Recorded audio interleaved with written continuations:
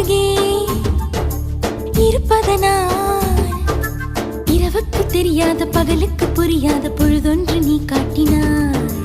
இதயத்தில் நீ இருப்பதனால் நான் தூங்கும் நேரத்தில் என்னுள்ளே தூங்காமல் நெஞ்சுக்குள் வாயாடினாய்.